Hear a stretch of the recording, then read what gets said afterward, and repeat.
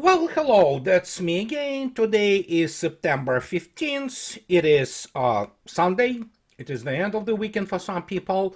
For some, like me, it's morning, and as you saw yourself in the beginning, this is just one of the visual representation of the situation in Kursk for whatever is left there for the armed forces of Ukraine. And this is just one of the many columns which have been completely, obliterated with, all kinds of munitions are flying there. You can see yourself go out to good old internets, and you will find whatever you need to find there, including some very gruesome, basically videos, and yeah, it's pretty bad. So, but the question here is, and let's start with the, so to speak, tactical and operational minutia. Albeit operational is not a minutia; it's a very critical set of knowledge, so to speak, and information. But if you go out today and go back to, this website now, by now, those who don't, just ask in the discussion boards. Many people know how to approach this site, and you can always easily translate it. And here it is. This is for 14th, for yesterday. What we have here is, almost 2,400 KIAs primarily, and especially when you consider, and I will continue to repeat it, I will continue to stress this fact. This is what only Russians can objectively count.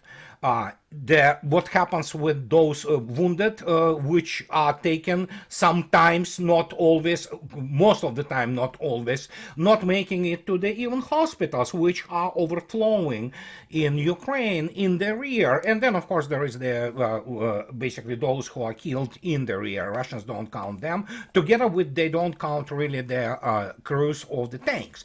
But as you can see yourself, in one of the villages of Kursk, and Russia already liberated, even today, I believe, another two villages liberated, and the left flank, or so-called left flank, because there is no really solid front line in Kursk by Ukrainian armed forces, collapsed. But as you can see yourself, really gruesome harvest, which continues all along the front line. And we have now here this situation. We have the collapse at Kupiansk. As you can see yourself, this was yesterday. You see, it's upper right corner. You see this kind of grayish zone moving into the suburbs of Kupiansk. You can see yourself the scale here. It's 2 kilometers, and it's really bad what is happening there. And obviously this map also is already basically obsolete. I mean, because it's, doesn't reflect the situation at Kupiansk. So we go to our good friend Marat Khairulin and take a look at what he shows today in Kupiansk area. As you can see yourself, this so-called gray thing is, well, it's not gray here anymore. And you see yourself that Russians attacking in the flank of one of the what is called strongholds. And yeah, Kupiansk is under incessant attacks, and including Kupiansk-Uzlovoy. Kupiansk-Uzlovoy, as any type of the large railroad nodes in Russia are called, they are Uzlovoy, which means literally uzel, knot. So they are those, railroad stations which have all facilities to be handled, in terms of the cargo which is delivered by the railroad. And in this particular case, in case of Ukrainian troops there, which are now sentenced to pretty much, to be annihilated, and they are being annihilated, that means only one thing. So first, the bridges are blown up, and they have no way of going behind Oskol River, and yeah, it's pretty bad, as you can see yourself. So, and this is not just it. Of course, we have the developing situation in the Chasov Yar, and this is also shows you what is happening now. You can see yourself on those red shaded areas there, advancement of the Russian forces. They are fighting within Chasiv Yar right now, and Chasiv Yar is one of those huge strongholds which have been prepared for many years prior to this commencement of the special military operations. But even there, it's just a matter of time, because obviously the whole front is collapsing, and this is how collapse looks like. And in this case, we can go and take a look of what Mr. Kuat, General Kuat, this good old, old school Bundeswehr guy. He's talking in one of the major outlets in Germany. I don't remember, Neue Zeitung, whatever. So there are a bunch of, major, and including so-called local, like Frankfurter Allgemeine and things of this nature, which are of national import, not just local publications. And so he talks about it. And Kuat, who used to be the Inspector General, actually, of the whole NATO European troops. So the guy essentially commanded, he was the, kind of mix between Commander-in-Chief of General Staff of Bundeswehr, when Bundeswehr was a serious force. And, and here he is. He's talking about warning of attacks on Russia. They discussed this situation that Scholz now doesn't want to provide any kind of the long-range weapons, but he said that Ukrainian is become even weaker in military terms. Kuat ruthlessly analyzes the war situation in the East. And as you can see yourself, this was today. And so this media, which is German, so don't be surprised with those stupid headlines. Can Russia win the war or Ukraine? The former NATO general Harald Kuat has a clear opinion on this. The controversial ex-NATO general is against and warns in clear terms in the expert talk with Michael Klassen against an uncontrollable escalation. So, they call him controversial for a simple reason that Kuat from the get-go started operating in the real operational and strategic terms, because he is of the older generation people. He was well educated. He went through the school of the Cold War, where gigantic, combined arms operations were planned by both sides in Europe. So, and here, that's why he's controversial. He immediately stated it's all garbage. And if he thinks that Mr. Kuat is in any ways, controversial, here we have none other than Colonel Douglas McGregor talking to Judge yesterday, maybe a couple of days ago, actually. And he's talking about this, that you can go out there. It's a short clip of 2 minutes 29 seconds, and he's talking about that Kursk was entirely ill-advised. This is where I first time heard that it was Kavoli plan. General, Kavoli, the supreme commander of the NATO forces in Europe, and I heard the term, so to speak, but evidently Douglas McGregor, who is definitely a Pentagon insider, I would think that it was Kabuli who allegedly also planned that. So, if you think so that Kavoli planned Kursk, then, he probably failed his basic operational strategy studies. And again, if you remember who Mr. Kavoli is, with all due respect for his position and his generalship, his fundamental degree, basic degree, is in biology. After that, he went through all those, American, military educational facilities, ranging from ROTC or whatever, officer candidate school, and yeah. So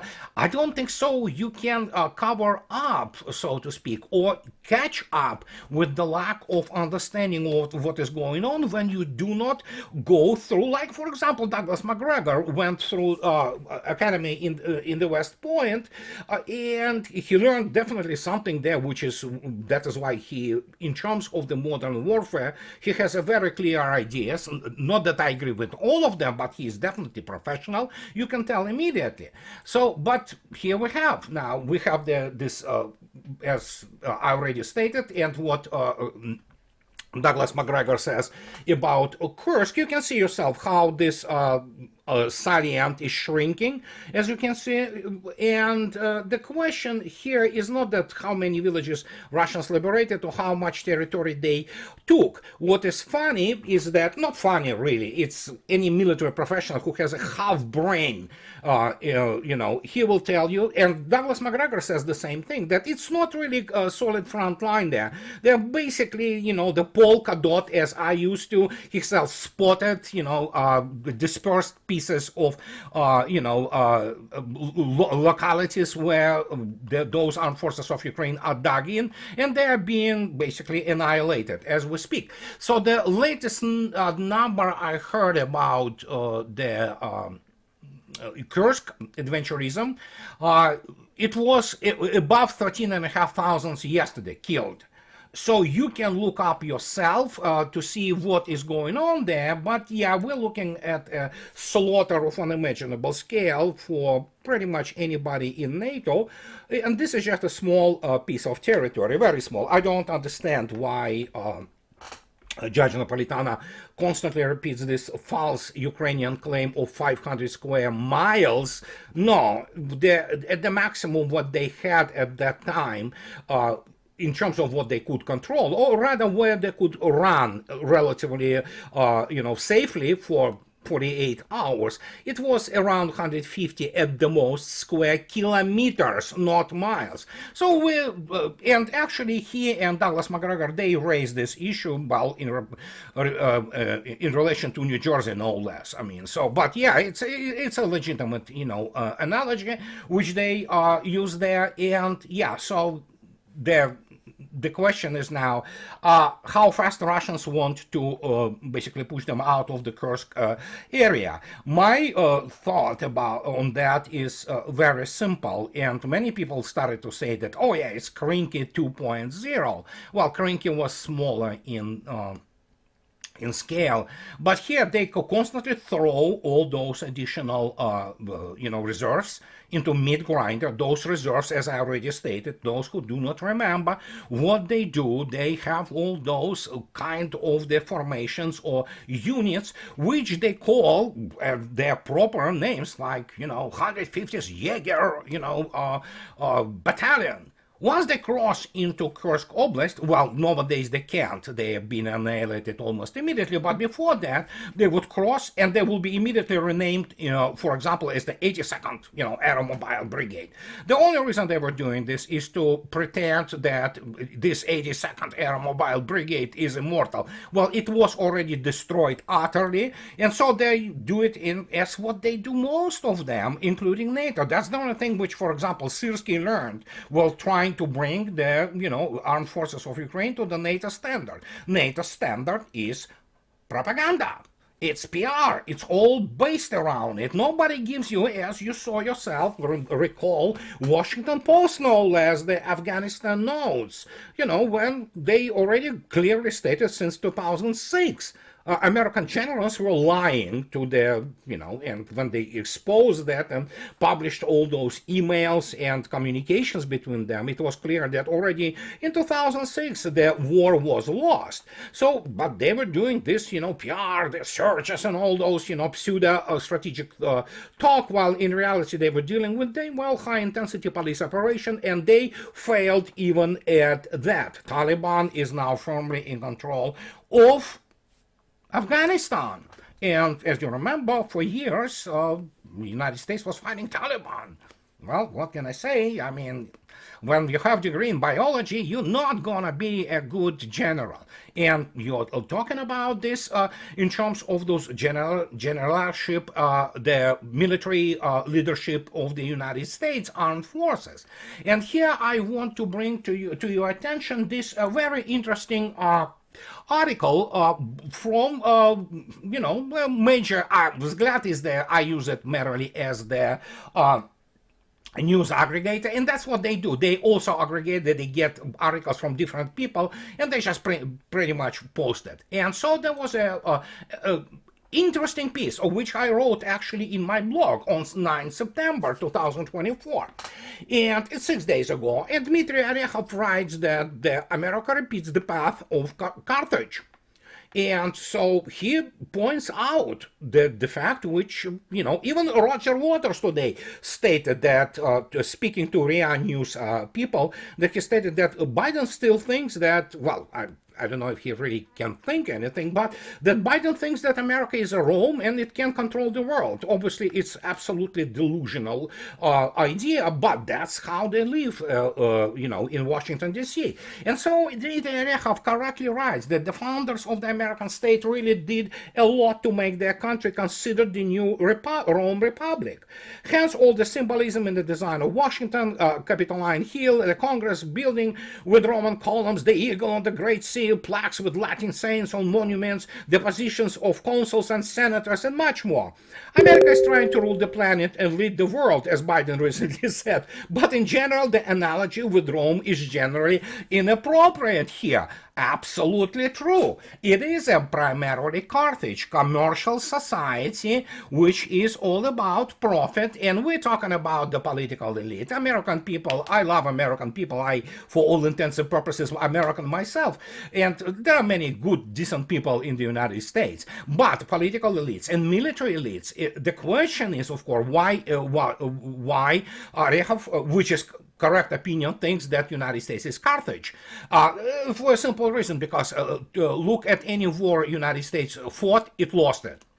So, well, you look attentively at the military record of American generals, this is pathetic, really, and only the high mark of the American warfare and military history was, of course, the Pacific War, where United States Navy performed, admirably, and but in terms of ground warfare, yeah, guys, Vietnam, Afghanistan, Iraq, well, Grenada, I understand that, but you look attentively, Rome was a military superpower.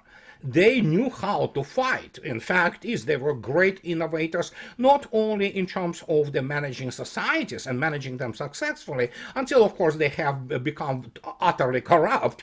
But if you remember, in the Roman Republic and in Rome in general, you want to become a senator, you have to go through the military service. And, Roman phalanx and things of legions, hey, this came with them. They kind of perfected the art of warfare. And in the end, remember Carthago Delenda Est? Well, yeah, they, did away with Carthago or Carthage. So, and that is why when you look at this constant, repeated and incessant, I would say, parallels between United States and Rome, they are, well, except for, as correctly stated, by some visual aesthetic, parallels.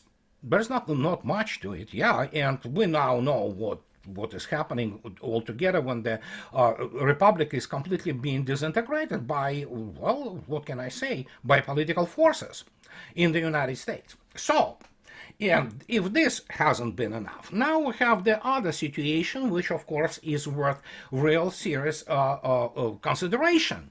And this one is a wowzer, because obviously it is published through, well, none other than Bloomberg.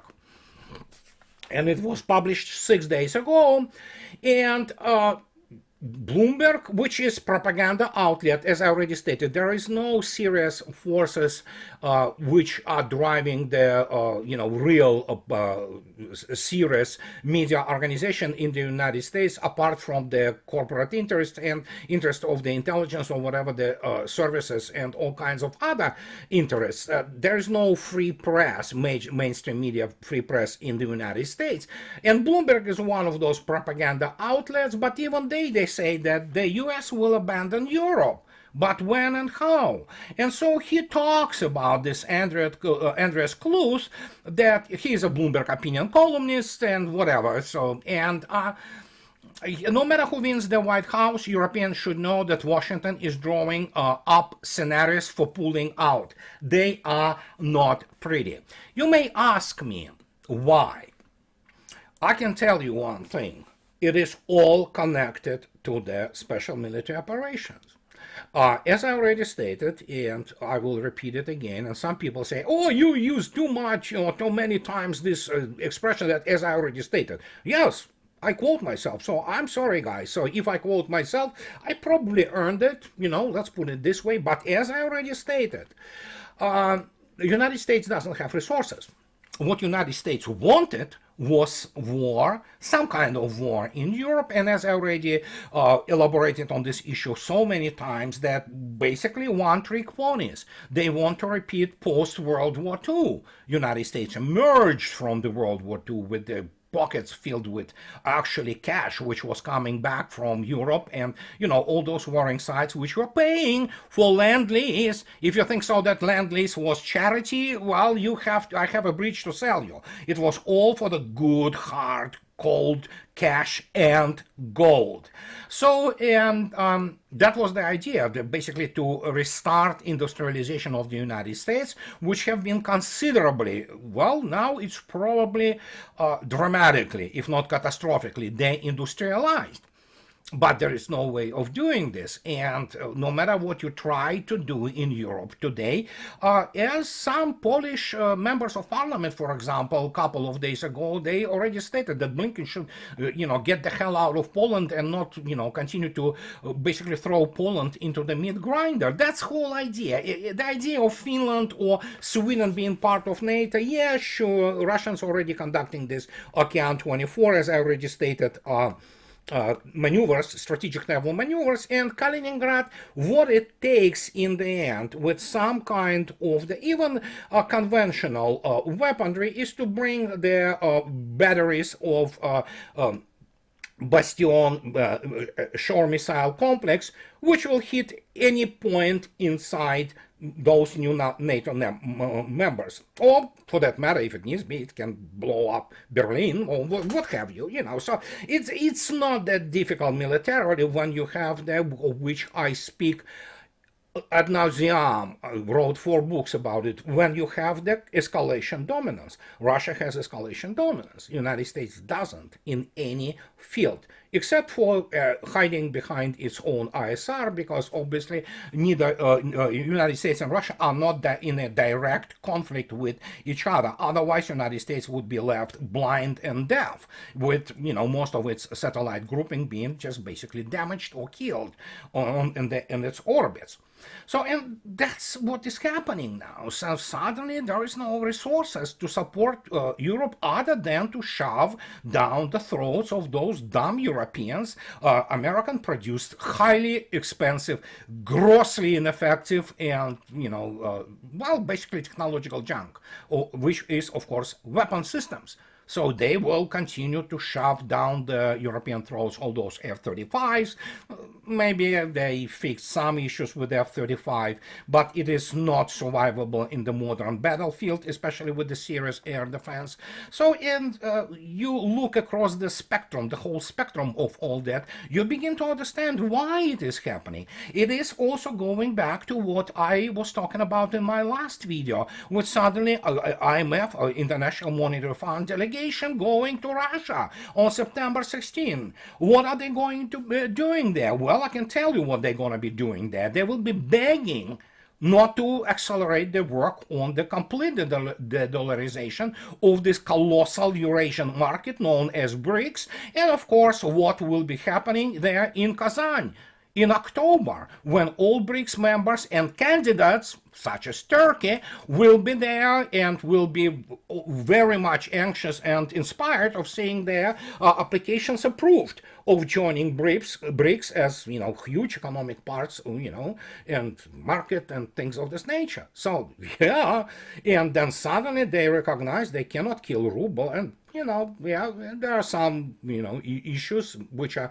very routine, matter of fact, and, working problems, so to speak, which Russia resolves easily. And when you look at this, yeah, that's what they are going there for. Not to discuss some kind of, if Russia will provide some kind of the proper economic and financial data. Russians are not going to play these games anymore. Nobody cares about what IMF or World Bank think about anything. They are absolutely irrelevant, but they are coming there to face what is coming in Kazan. And Kazan will have not only economic but political decisions. And this is huge. And obviously, when you look at, for example, economic data as provided by all those IMFs and World Banks and about the combined West, it is horrible.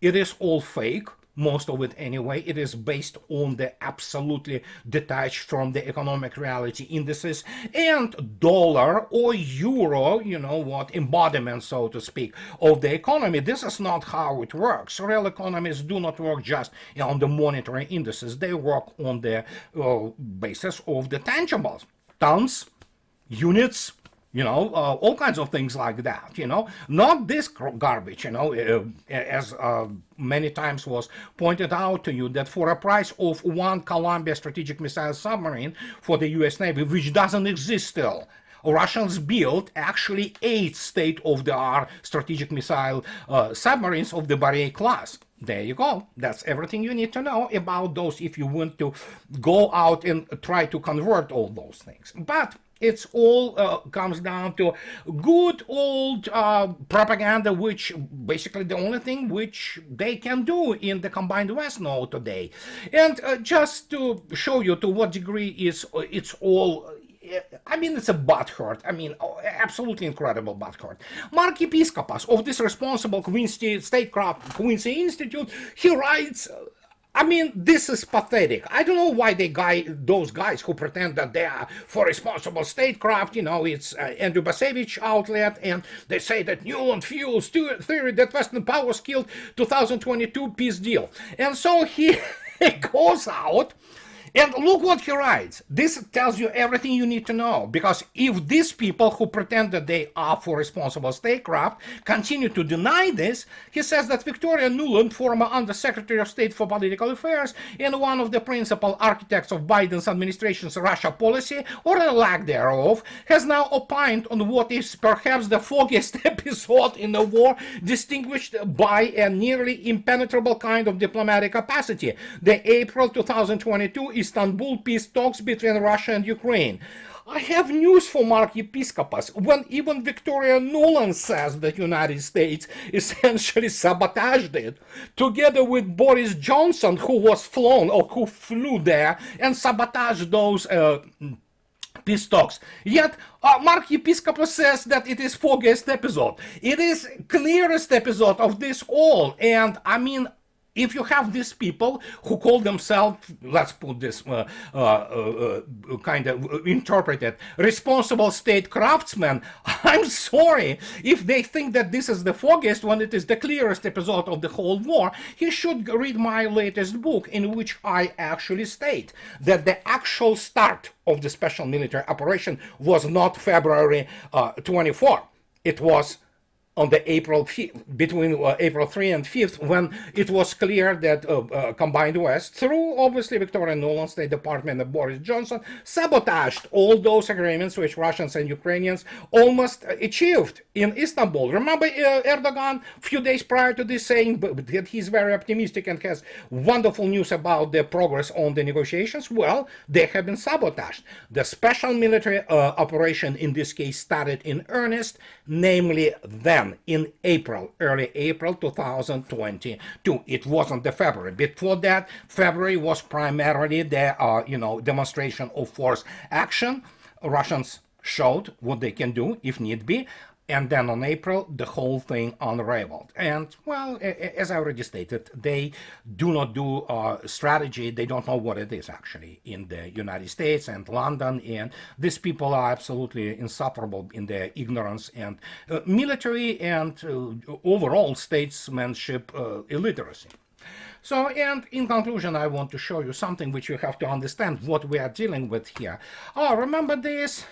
Yeah, it's how the civilized world, the latest Chinese wall, how the civilized world, primarily Europeans, they think that they basically defend China against those damn Russians and Chinese. You see, the guy sits there and, laughs in this. Well, so, yeah, Russians always have to dehumanize Russians. Well, again, it's easy for the US and European media. We're subhumans, I know, being ethnic Russian, I know that I am subhuman in the eyes of Washington. So, and then you have to see this.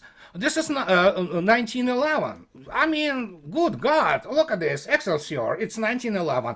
Now there is a Chinese threat. My gosh. So what can I say? The more things change, the more they stay the same. And, well, Europe finally did it itself in, and so did the United States. For me, the United States is my home. It's very sad to see what country has become, but militarily, at least it confirmed my so-called theories, or rather conclusions throughout the last 10 years, that United States militarily is not what it is. And anybody who thinks that, oh yeah, like Trump says, but we don't want to fight Russia, but if we have to, no, you cannot have it even, because obviously, as Mr. Medvedev gave a hint yesterday in his little telegram channel quip about this whole situation, including Kursk and all those stupid ideas about attacking Russia, in depth, there are evidently new types of weapons coming. And they are capable, without using nuclear weapons, flatten just about anything. And the new delivery vehicles. What is coming? Well, as I've warned for many years now, the new generation, when it comes in, including the delivery system, it will be a complete wowzer.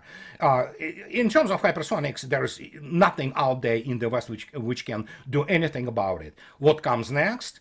We have to wait and see. I'm sure we will be for another surprise. And what is most importantly, it will be also non-nuclear, but with such a destructive power that, well, we can only speculate. And this is what I wanted to tell you today, guys, on this Sunday. And in conclusion, as always, I want to express my profound gratitude to my wonderful patrons and people who support me financially on both buying me a coffee and my Patreon subscribers. So, as always, those who like what I do, please subscribe to my channel. And those who can afford, please support me on the Patreon or buy me a coffee or 5. So, this is it for today, guys. Have a nice rest of your weekend, and I'll talk to you later. Bye-bye.